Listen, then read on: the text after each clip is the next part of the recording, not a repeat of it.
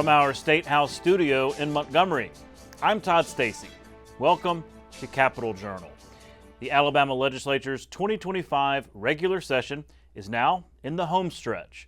Lawmakers met for the 24th and 25th legislative days this week, leaving just 5 more meeting days remaining. We are hearing the session could be wrapped up as soon as Thursday, May 8th. But there's still plenty of work to do before then, most notably on the state's budgets.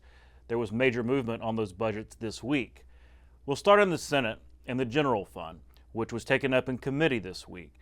The $3.7 billion spending plan would be a record for the state.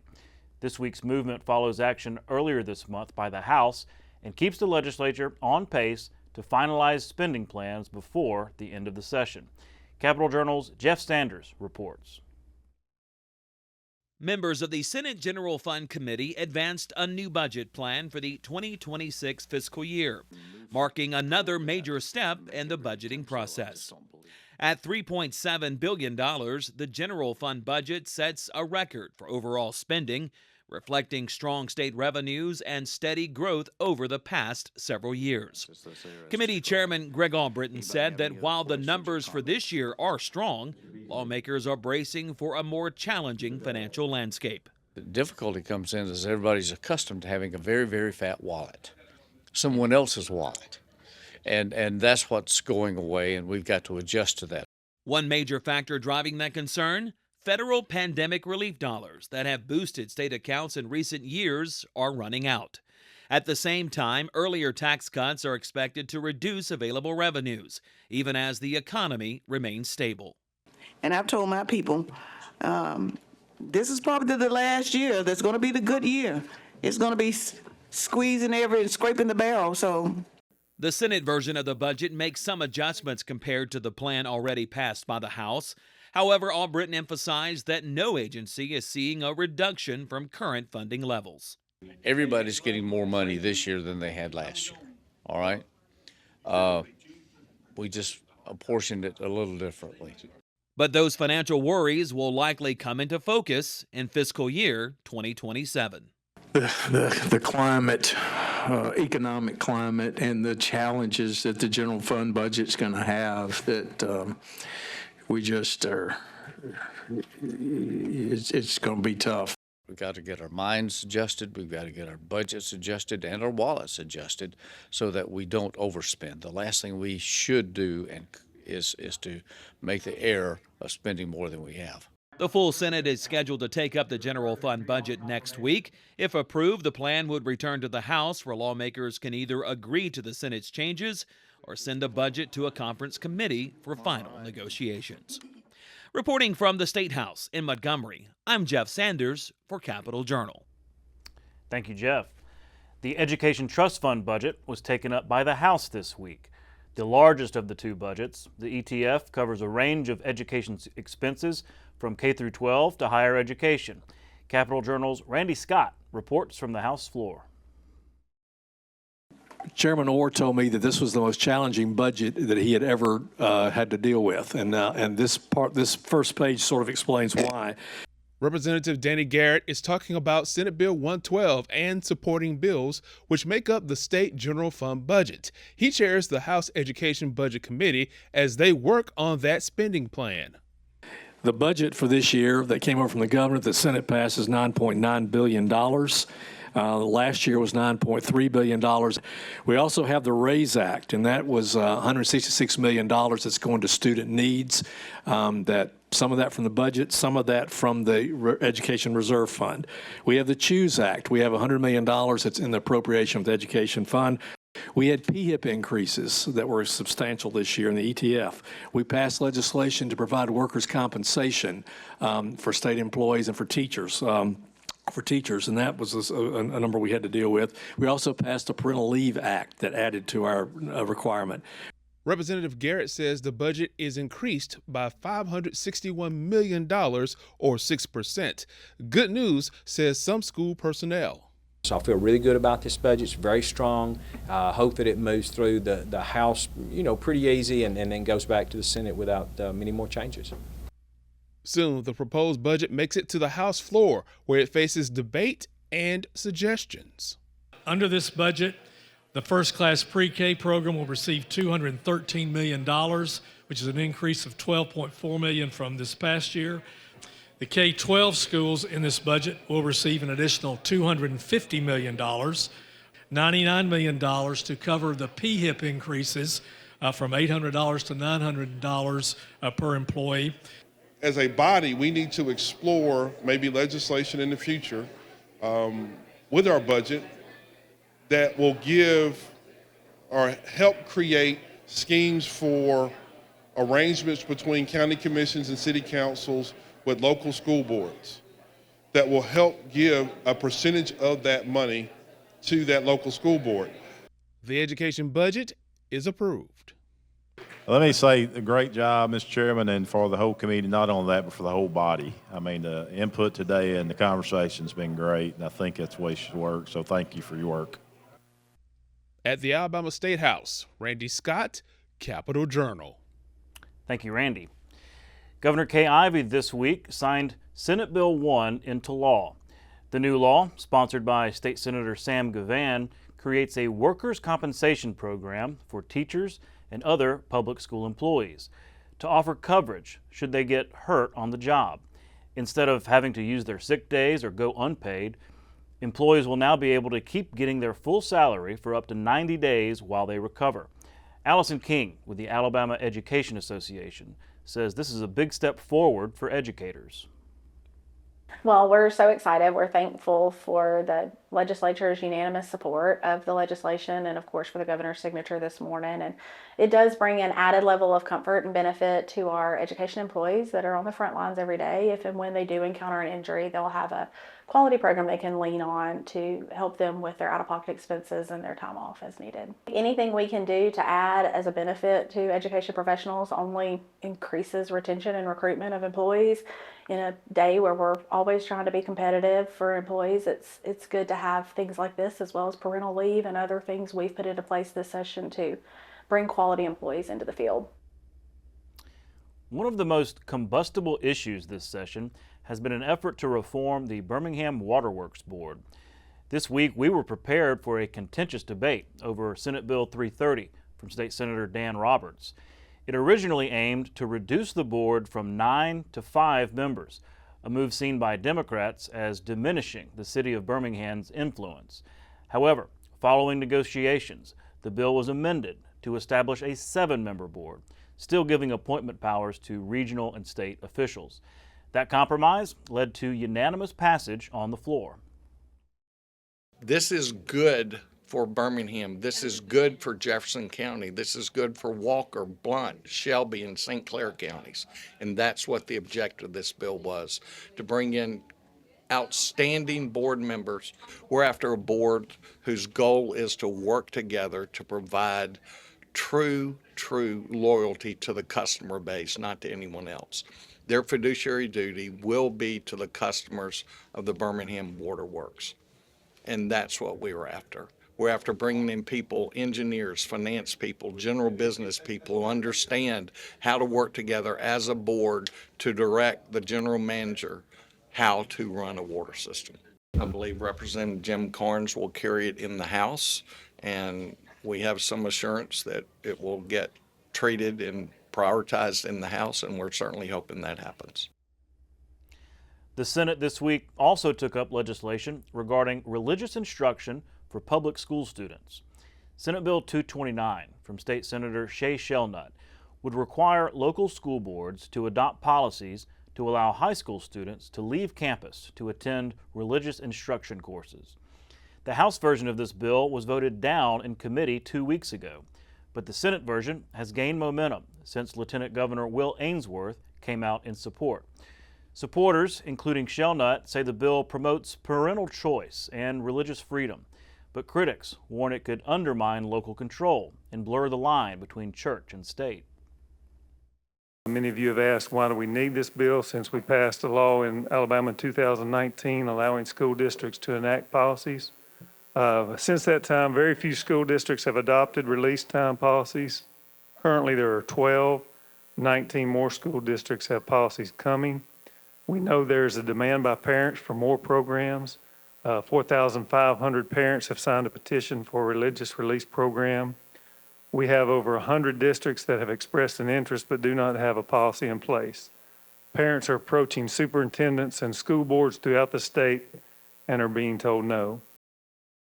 I just feel for our superintendents and our school board members who have a whole lot more to deal with. So much funding is going to be cut for education, rather than talking about letting a child be released from school to go and learn about religion where they should be getting it when they go to church on their Sabbath day. That bill passed 26-5 and now goes to the House. Also passing the Senate this week was legislation aimed at reforming the Board of Pardons and Paroles. Senate Bill 234 from State Senator Clyde Chambliss expands the board from 3 to 5 members. It also requires the board to select its own chair. Chambliss argues that this will lead to a better dynamic in the board. He said the board's decision-making on parole cases has been too inconsistent over the years, and this could help fix that. There's not a magic number, in my opinion. We've gone to some of the hearings, and the days that we were there, the parole rate was 0. And I think I know everybody on our committee agreed that it should be 0 that day. There were people that just don't need to be let out. The pendulum swings is I think the issue. We've had years where we were well over 50%. We've had years that we're in single digits, that pendulum swing. In my opinion, and the purpose of this bill, I think we will minimize that pendulum swing. It will always move back and forth based on who you're considering, who the members of the board are, that sort of thing. But we need to minimize that swing. You know, it shouldn't be that dependent on individual members. So I think a 5-member board will make that a little more consistent, and we won't have those extremes either way. That bill now goes to the House. At the start of the session, public safety was perhaps the signature issue.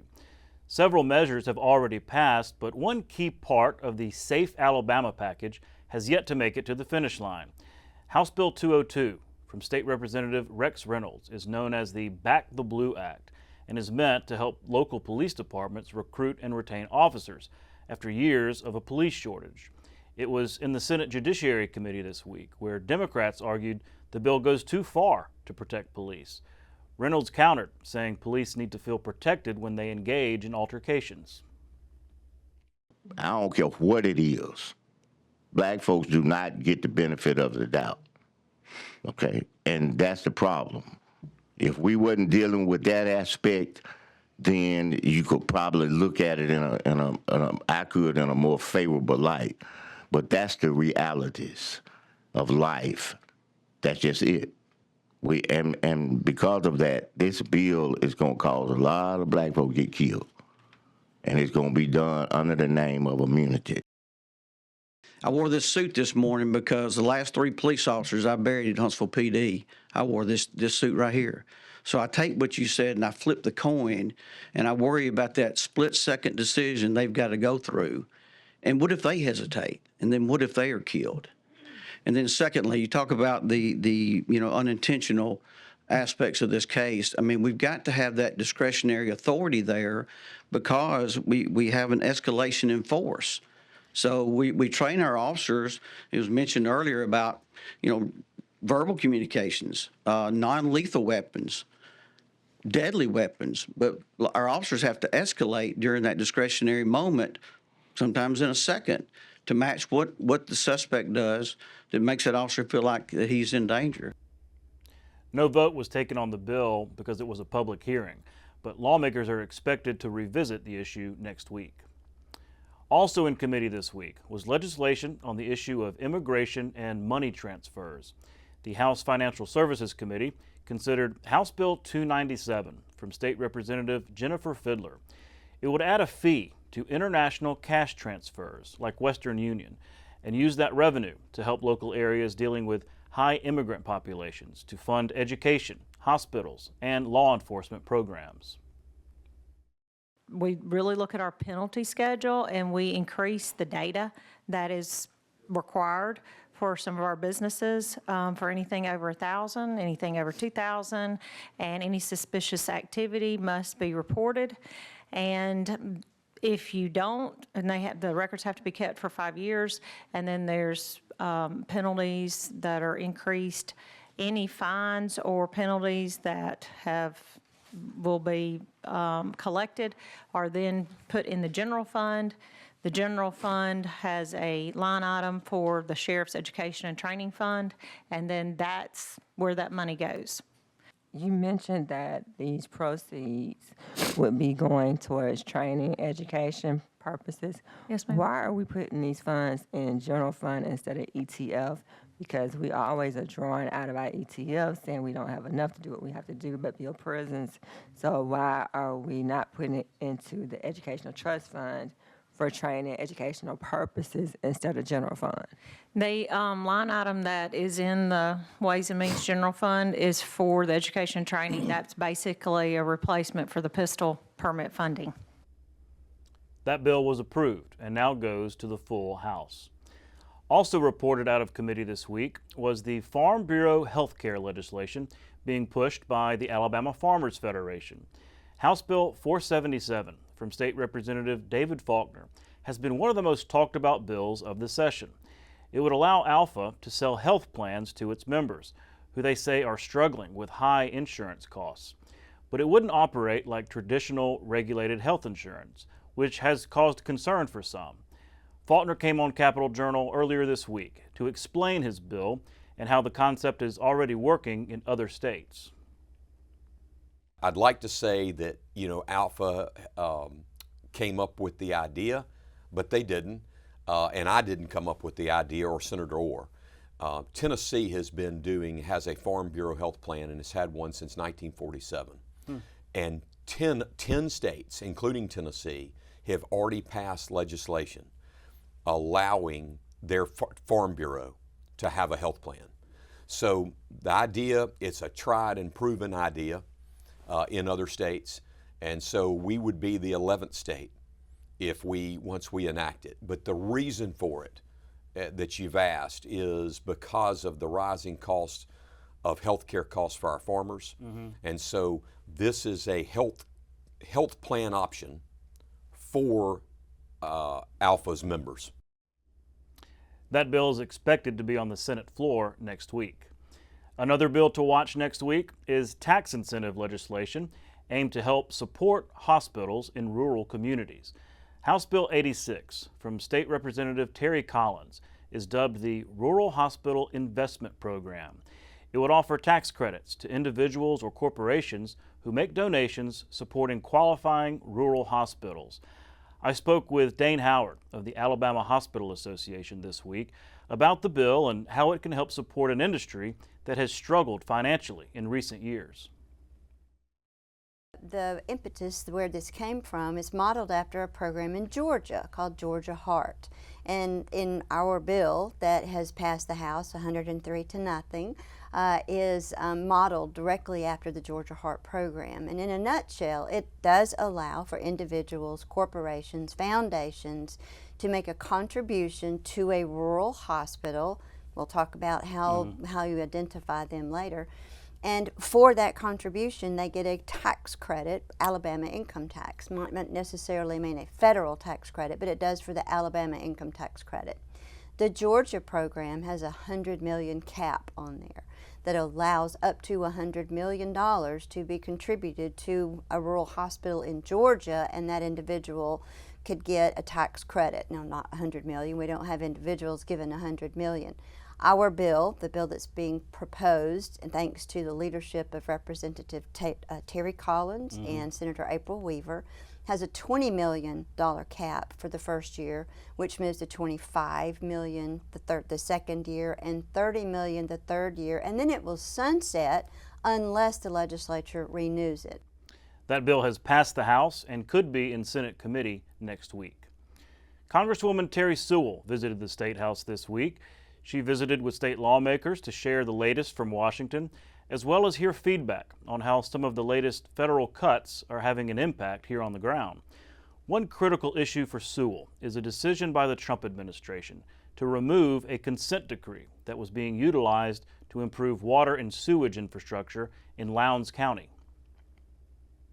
The Department of Justice came in and did an investigation and really held the state of Alabama Public Health Department in charge of trying to clean up that mess, as well as all of the various grants that I've gotten over the years to try to address this issue.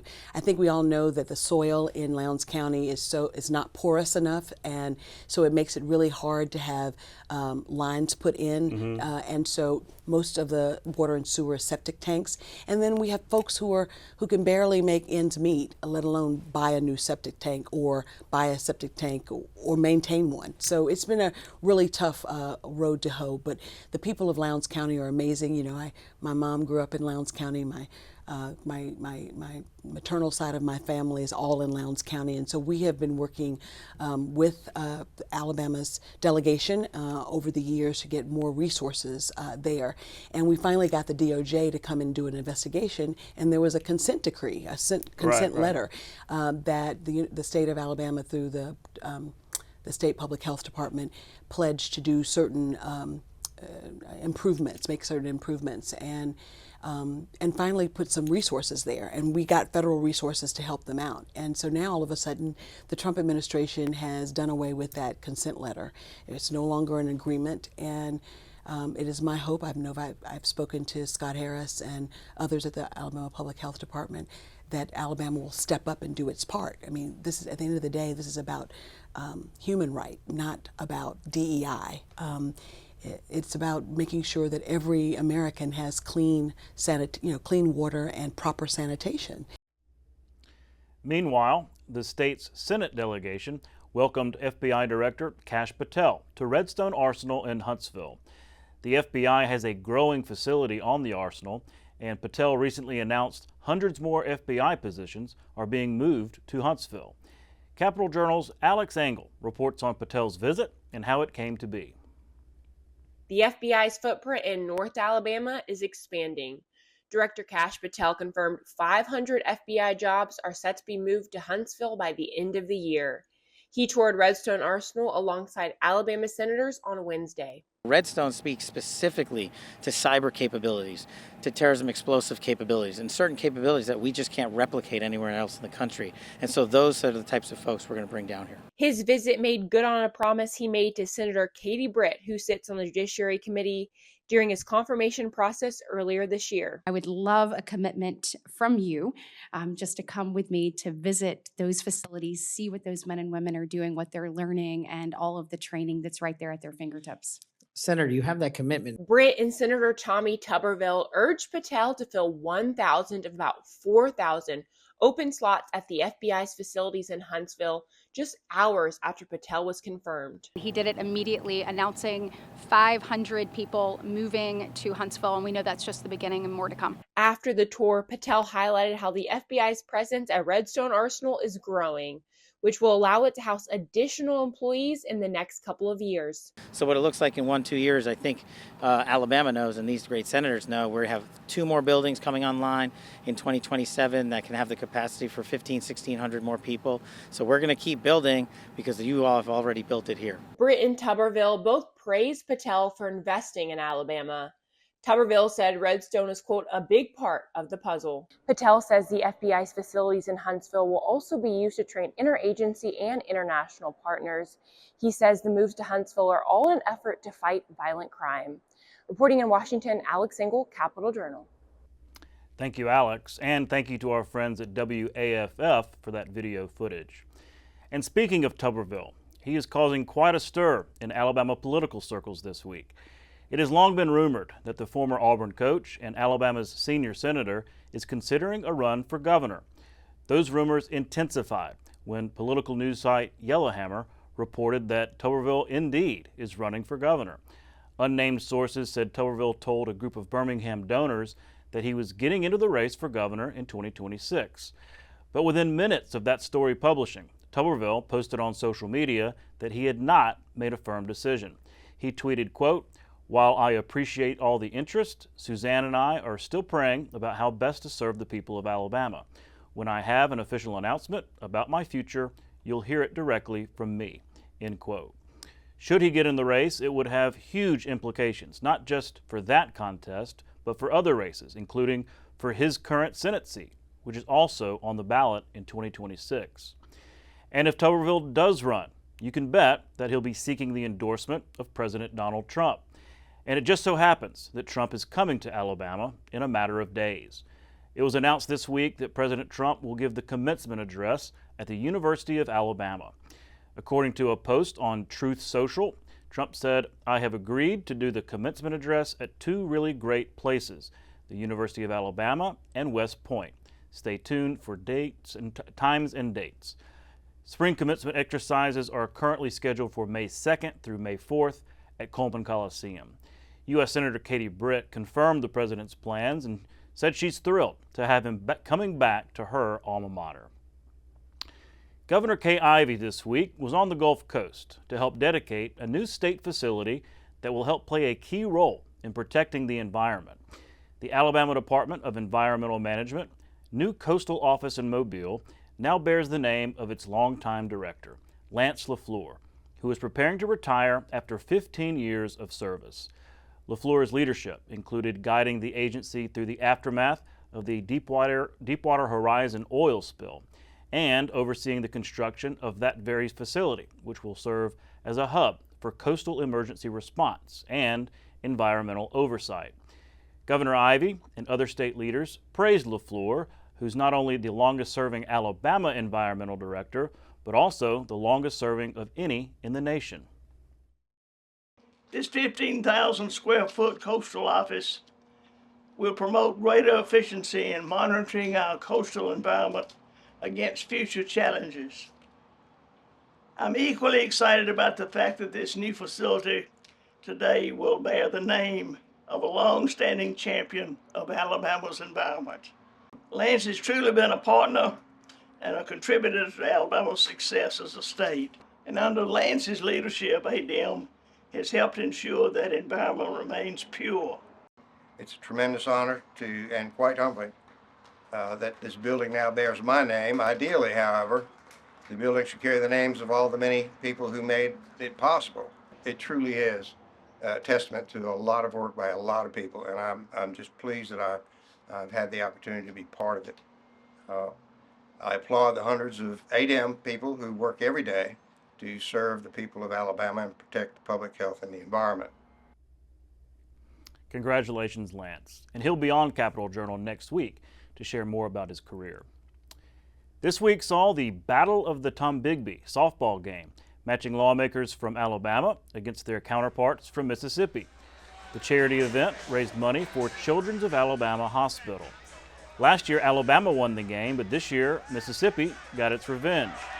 The event was organized in part by House Majority Leader Scott Stadhagen, who said beyond helping raise money for Children's, the game was also an opportunity for lawmakers from both states to bounce ideas off each other. They played pretty tough, though, with some pretty hard spills. State Senator Josh Carnley actually broke his hip while playing, leading him to have surgery the day after. We are certainly thinking about you, Mr. Carnley, and hope you recover soon. Leaders this week mourned the loss of former Lieutenant Governor George McMillan, who passed away at the age of 81. McMillan was a force in Alabama politics, where his career really began at Auburn when he was elected SGA president. He went on to serve in the Alabama House and the Senate and was elected lieutenant governor in 1978. He ran for governor in 1982 and narrowly lost to George Wallace in the primary. McMillan would go on to be an unofficial statesman in Birmingham, helping with tourism and economic development. Governor Kay Ivey was close friends with McMillan since their days at Auburn. She said he treasured being in public service throughout his life and that he will be greatly missed. Earlier this week, I sat down with political columnist Steve Flowers to talk about George McMillan's extraordinary life. Here's some of that conversation. George was a superstar coming out of the gate. He was an outstanding student at Auburn University and was actually president of the SGA. And actually, ironically, he and Kay Ivey were classmates at Auburn and political friends and allies and leaders in the student government. Jimmy Rain was a couple of years behind them, was in the same group. But he came out of Auburn, must have done well in school at Auburn academically besides being president of the SGA, because he went to Virginia Law School. I mean, he was at the UVA Law School. So went to UVA Law School, came back to Birmingham, settled in, even though he graduated from Auburn High School. Daddy was an extension agent around the state, so he grew up in Greenville and graduated Auburn High School, but was outstanding at Auburn University, went to Virginia. Then he came back to Birmingham, married Ann Roper Dial, whose father was a very prominent businessman there. And soon after getting back to Birmingham, he got into politics. There was an open house seat, and he got elected to that at a young age. And then he took on a line of the state senate named George Lewis Bales, who was probably the most prominent state senator in the state, especially the best parliamentarian and very robust man. Nobody thought he was beatable. He beat him in a special election for open seat, not open, challenged him in a Senate seat. So he was recognized as being a superstar. So it was a long shot. It was a long shot. He beat George Lewis Bales like a drum, though, and then he came out of there, and 4 years later, after one term in the Senate, ran for lieutenant governor, was elected, and then started running for governor right after that. It was assumed that Wallace was not going to run again. Wallace had served 3 terms, and when Wallace left in '78 and Fobb James became governor, Fobb James was governor in '78, and Macmillan was his lieutenant governor. And so Macmillan started running for governor and did, and Wallace coming back did not deter George. And George would have beaten Wallace in the Democratic primary, which was tantamount to election at that time. Right. Kind of like the Republican is now. Same way the Republican Party is now. It was tantamount to election. So you won the Democratic primary, you won the governor's race. And so he came with an eyelash, just an eyelash of beating Wallace. And the only reason Wallace won, and history books tell you this, and we may have talked about this, Wallace got the black vote. Ironically, he'd gone down to Dexter King Church. Right, he flipped because he basically apologized for his segregationist. And they accepted it, and they elected him. And Macmillan assumed that was not going to happen, that he'd be the progressive, pro-New South governor. And George was recognized nationwide as bringing Alabama into the new century and being a New South governor, the same way Brewer was 10 years earlier. A great man who will be missed. Coming up after the break, I'll sit down with State Senator Dan Roberts, and after that, State Senator Kirk Hatcher. Stay with us. You can watch past episodes of Capital Journal online at video.aptv.org. Capital Journal episodes are also available on APTV's free mobile app. You can also connect with Capital Journal and link to past episodes on Capital Journal's Facebook page. And you can listen to past episodes of Capital Journal when you're driving or on the go with Capital Journal podcasts. Keep up with what's happening with Capital Journal.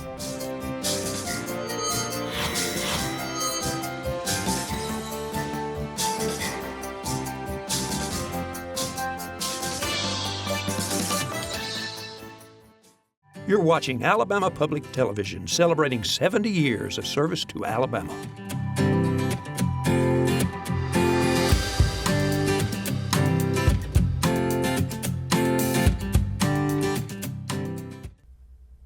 Welcome back to Capital Journal. Joining me next is State Senator Dan Roberts from Birmingham. Senator, thanks for coming on the show. Todd, always a pleasure, sir. Absolutely. Well, you've got a really high-profile bill up this week. It passed the Senate on Thursday, and having to do with the Birmingham Waterworks. This is a big issue to try to tackle. I was told, it was threatened to blow up the session almost because there was a threat of filibuster. But let's kind of start from the beginning. What does this bill do and why? In 2001, the Waterworks was established as its own entity, and ever since then, it seems like we have been in a wrestling match, if you will. We discussed earlier, a bill was passed in 2015 to add 2 more board members. Birmingham had 6, then Blount County and Shelby County. Blount is where we get the water from. Roughly 47 million gallons a day comes for the needs of the Birmingham Waterworks. So those bills passed, and yet we've had corruption, as you and I also talked about moments ago, abundant with board members and surrounding this whole process. Right. So in order to try to bring a board who has as their fiduciary clients the ratepayers was a major objective in what we were trying to do here today.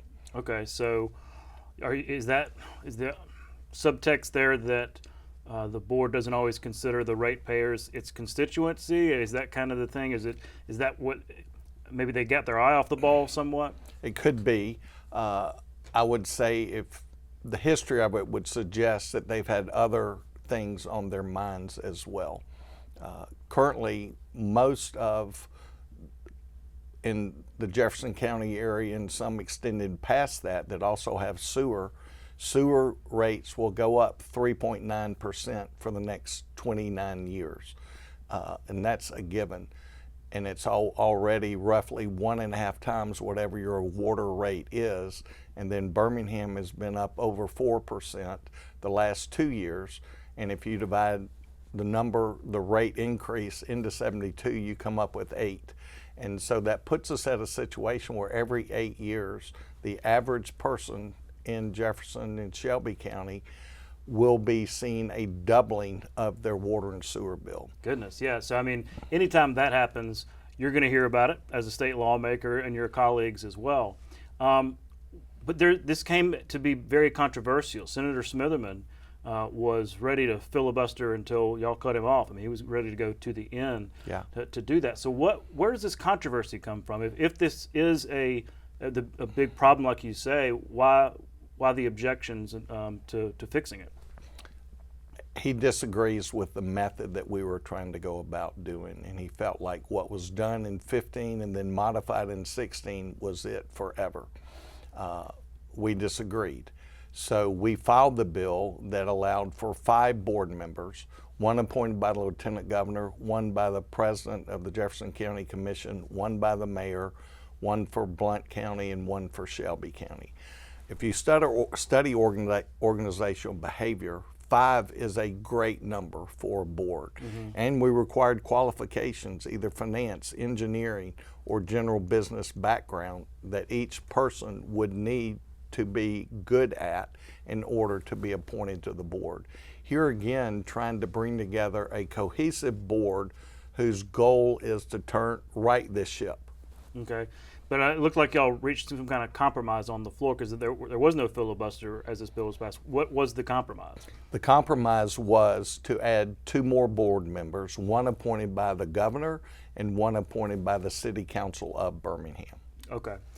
So why is this such an issue? Why Birmingham Water Works, water and sewer in greater Birmingham area, why are we always coming back to this in terms of, I mean, I think about over the years, we've had corruption, folks going to jail. What is it about the water works specifically that has to be such a controversial issue that you have to deal with it at the state level? What does the water works? Number one, it was established by the state. Okay. So that's why we have authority to deal with the board thereof.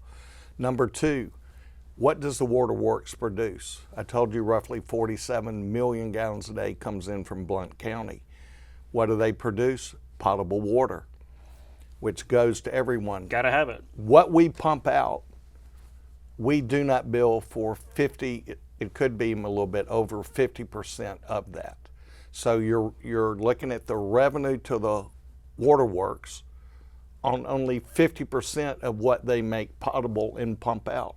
Those numbers are off the charts. If you look around the southeast, you'll see under 10 or 20, just below 20 would be the max. And that's due to leakage in pipes. You can have pipes bursting at times and other things like that.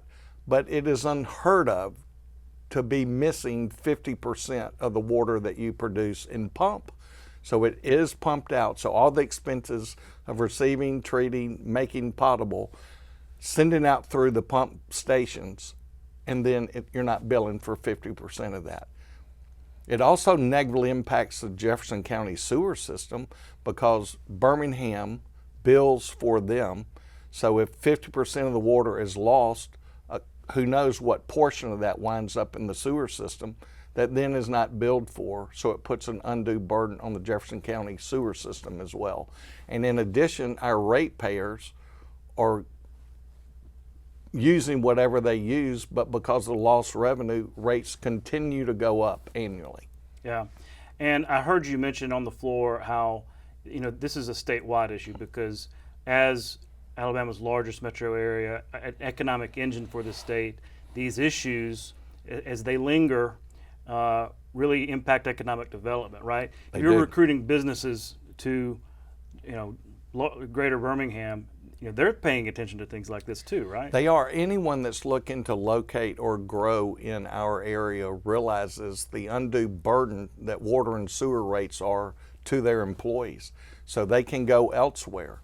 I talked to one of our congressional delegation persons that represents this area, and he said, you would not believe the number of companies that I personally helped get here who then choose to go elsewhere because of that one issue. Wow. Yeah. And Birmingham's responsible for 28% of the gross domestic product of the state of Alabama. So in many ways, so goes the greater Birmingham Hoover MSA, so goes the state. All right. Well, it's getting late in the session, so obviously it could be a thorny issue in the House. What are the prospects of this actually getting through? I'm just thinking, no, you didn't have filibuster on the Senate floor, but you may well could have a very long, drawn-out debate on the House floor. We very well could, but being in the capable hands of Representative Jim Carnes, who knows this issue backwards and forwards, who is most capable, I think we've got as good a shot as any at getting this done. And I believe we will have leadership support, and I believe that you'll have overwhelming support. If nothing else, the entire legislature is so tired of hearing about Birmingham Waterworks. I believe they will go, okay, this fix works. If they got it through the Senate, we're going to get it through the House. Okay. Well, we will be watching as the session really enters the home stretch. Thank you for coming and explaining some of this stuff that can be really complicated and thorny. And we will see you next week. Look forward to it, Todd. Thank you. We'll be right back. You can watch past episodes of Capitol Journal online anytime at Alabama Public Television's website, aptv.org. Click on the Online Video tab on the main page. You can also connect with Capitol Journal and link to past episodes on Capitol Journal's Facebook page.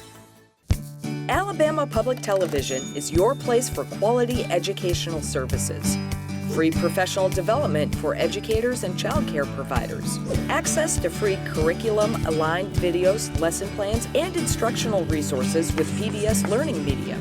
And all the PBS Kids programs parents know and trust. Learn something new every day with Alabama Public Television.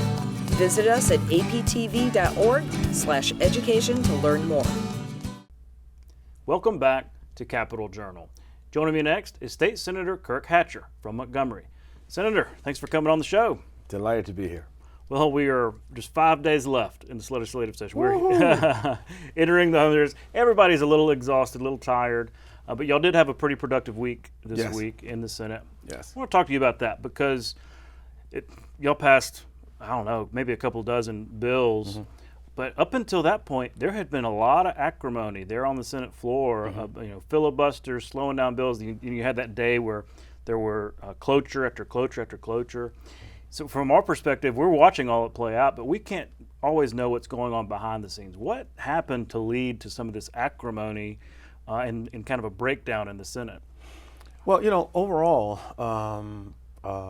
we've had a really good session, of moving bills out, and I absolutely want to give great credit to Senate Pro Tem Gudger, who's done a really good job in his first year. In his first year, moving this legislation and really working well with all of the members of the body.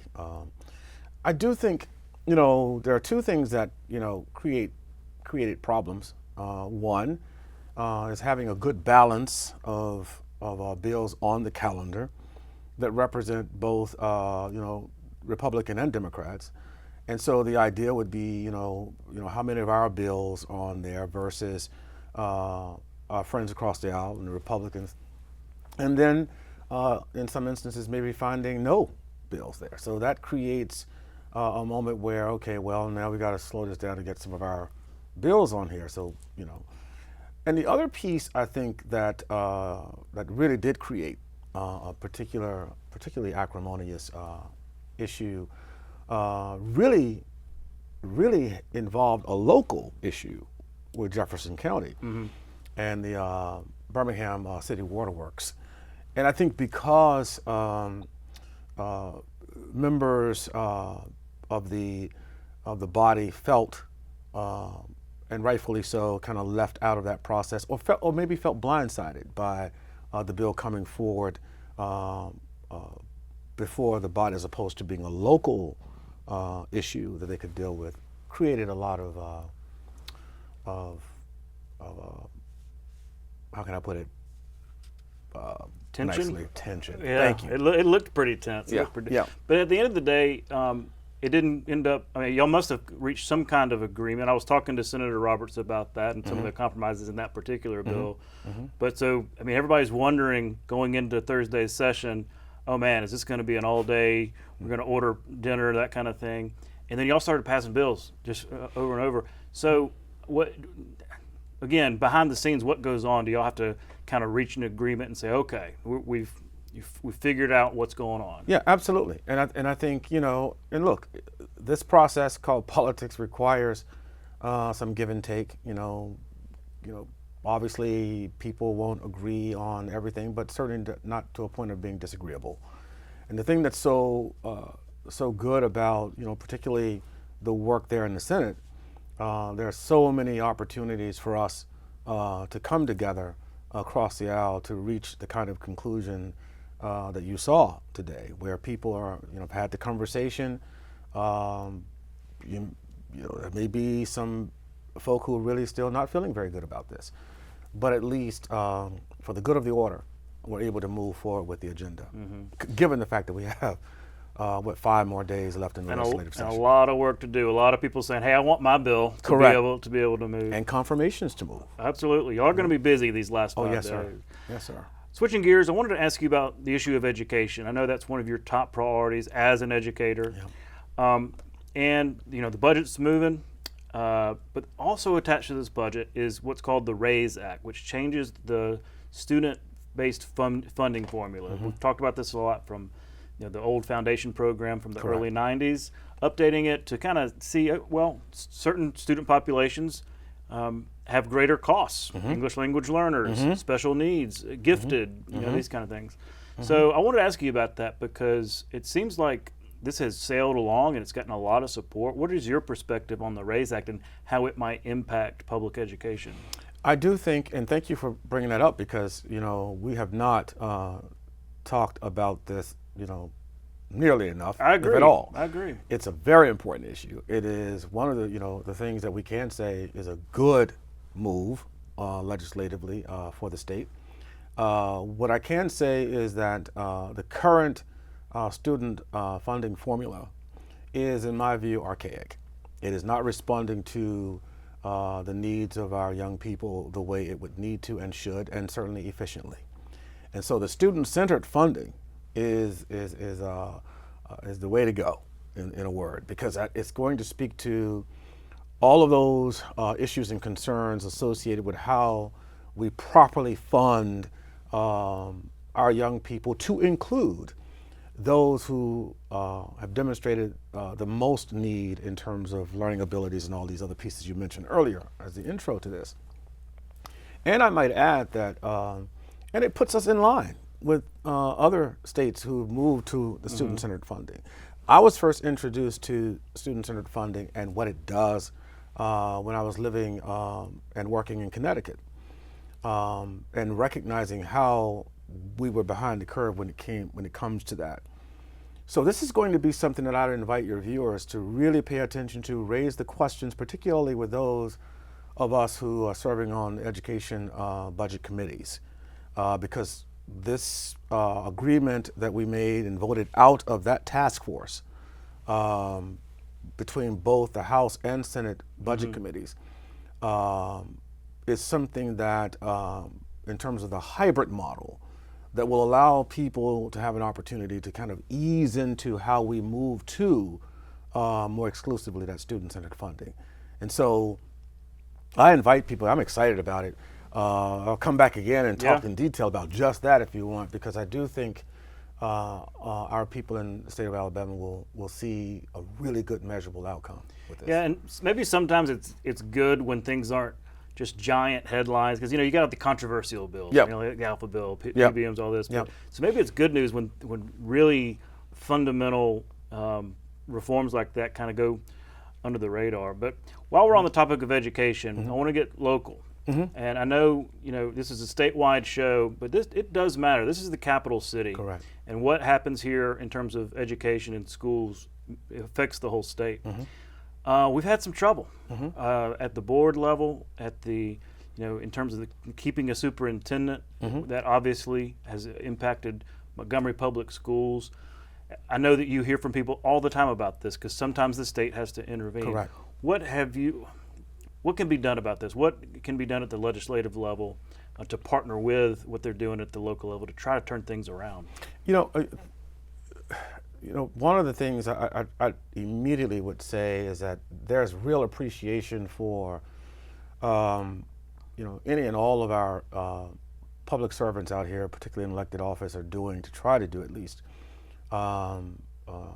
to be responsible to and for the roles that they serve. And that includes, but is not limited to, our local school board, Montgomery Public Schools board, and what they have sought to do to try to speak to getting educational leader in the system as quickly as possible, given the need for such for a whole host of reasons when Dr. Brown left. What I think is really important, particularly for times like these, and even more so in a place like Montgomery, for the reasons you just offered. We really do need and must have individuals in educational leadership literally throughout the country who are transformative educational leaders. And I do think that requires a certain level of exposure about the constant evolution of the educational process, to include how it is we are educating our young people out here in an age of technology that is on a level the likes of which COVID introduced to us, just how invaluable that is in terms of the moving around this piece. And my thinking is that a part of what we have to visit as a part of reform in Montgomery Public Schools is how we go about governing, what that governance looks like in terms of accountability, how people understand their particular roles in terms of those who do sit on school boards, and what that accountability may be like to their primary stakeholders who help with the fiscal aspect of a school system, so that all of us are on the same page when it comes down to truly quality educational opportunity and experience for our young people. And I'd like to think that we're there, but that's a conversation that has to be intentional right now. And it's one of the reasons that I've been both talking about and dropping legislation that hopefully, if nothing else, gets people to the table to talk about what we must do to reform these things as it relates to our educational offering, and what is the option or options available to help us get there. So what, if any of that makes sense. Yeah, but I want to get specific into your legislation. I know you haven't dropped it yet, so it may just be almost like a trial balloon, because it's pretty late in the session to pass something like that. But what kind of ideas would you incorporate into your legislation? Well, I mean, that's been talk about city school system, and this is not a new conversation. And as opposed to it's county right now, or well, that's the thing. That's the thing. It's always appeared to be somewhat nebulous to me, because I've been around and worked in county systems, and you know the reporting to in terms of the authorities there, and then certainly what city systems are concerned. The county commission in particular puts in a significant amount of money into Montgomery Public Schools. Obviously, the resources parked from the federal government and state,